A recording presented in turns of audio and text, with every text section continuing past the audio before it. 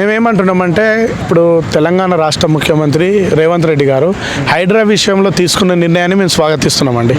OU విద్యార్థులుగా, మేము Osmania university విద్యార్థులుగా, డిబిఎస్సి సంఘం పక్షాన కూడా అంటే మేము గతంలో చూసింది ఏంటంటే ఇన్ని ప్రభుత్వాలు కూడా పేదోడు గుడిసెలేసుకుంటే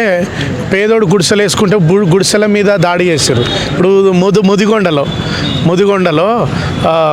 ఉమ్మడి ఖమ్మం జిల్లాలో గుడిసెలేసుకున్నందుకు వాళ్ళ మీద దాడులు చేశారండి. ఒకప్పుడు అంటే గుడిసెలేసుకున్నటువంటి వాళ్ళ మీద ఒకప్పుడు దాడులు చేసి పోలీసులు లాఠీచార్జ్ చేసి గుడిసెల్ని పీకేసిన చరిత్ర ఉన్నది.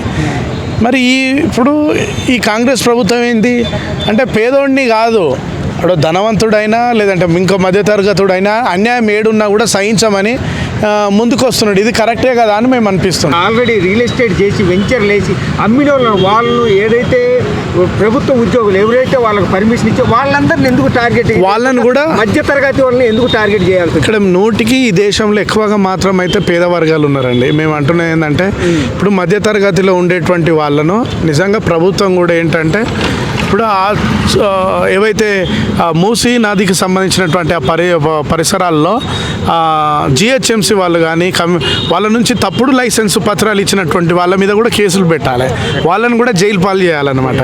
అంటే ఇల్లు కూలగొట్టడమే కాదు కదా, వాళ్ళని కూడా మరి ఇల్లు కూలగొట్టడం ఎంత అయితే నువ్వు చేస్తున్నావో వాళ్ళ మీద కూడా తప్పుడు పర్మిషన్లు ఇచ్చినటువంటి వాళ్ళని మీద కూడా అరెస్ట్ చేసి జైలుకు పంపించాలి. ఇది న్యాయబద్ధమైంది, ఇది సరైంది కాదు.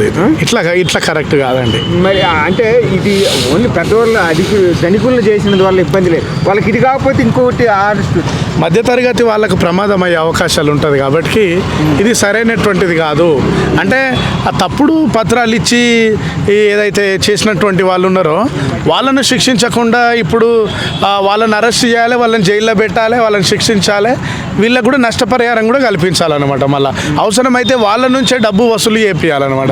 తప్పుడు పత్రాలు ఇచ్చినటువంటి వాళ్ళు ఉన్నారు కదా, వాళ్ళ నుంచే డబ్బులు ఇచ్చేటట్లు ఒక 50% అన్న దానికి ఇల్లుకి ఎంతైతే కట్టుకున్నారో ఆ డబ్బులు ఏవైతే ఉన్నాయో అవి వాళ్ళ నుంచే ఇప్పియాలనేది మనం కోరుకుంటున్నాం అన్నమాట.